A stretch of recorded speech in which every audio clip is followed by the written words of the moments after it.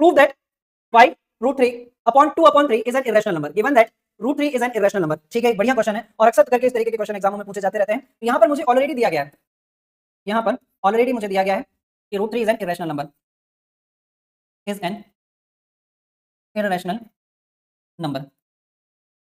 ठीक है, और मुझे प्रूफ करना है, मुझे यहाँ पर प्रूफ करना है कि 5 root 3 plus 2 upon 3 is an irrational number, is an irrational number. ठीक है, तो ऐसा करने के लिए मैं करता हूं इसको प्रूफ, और जरा बेहद ध्यान से आप लोग ध्यान से यहाँ पर समझना। मैंने सपोज करा let 5 root 3 plus 2 upon 3 is a rational number, is a rational number. मैंने सपोज कर लिया कि ये एक रैशनल नंबर है, और यदि अगर ये एक रैशनल नंबर है तो क्या मैं इसको a अपॉन b के फॉर्म में लिख सकता हूं, और जहां पर यहाँ पर हमारे पास a और b जो है वो क्या है, कोप्राइम नंबर है, where a and b are coprime.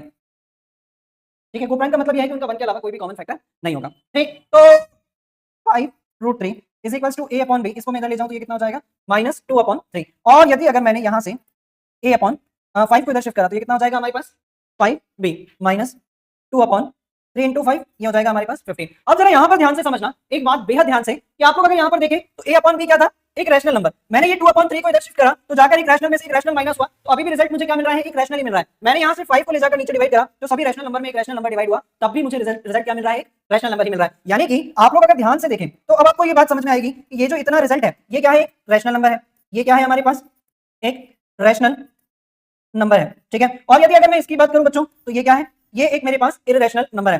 ठीक, ये क्या है मेरे पास, एक इररेशनल नंबर है, और कभी भी एक रैशनल और एक इररेशनल नंबर आपस में बराबर नहीं हो सकते हैं। तो यहाँ पर एक कॉन्ट्रडिक्शन आ गया, एक अपवाद आ गया कि जो भी परिस्थिति मैंने सपोज करी हुई थी वो क्या है, गलत है। ठीक है, तो मैं ये बात यहाँ पर बेहद अच्छे तरीके से लिखता हूँ कि since root 3 is an irrational number but a upon 5b minus 2 upon 15 is a rational number.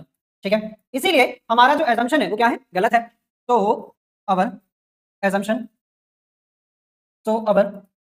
Is wrong. और हमारा एजम्पशन क्या था कि ये जो नंबर दिया गया है ये क्या है, रैशनल नंबर है, और अगर ये बात गलत है तो सही बात क्या है, सही बात क्या है, hence hence hence 5 root 3 plus 2 upon 3 is an irrational number, is N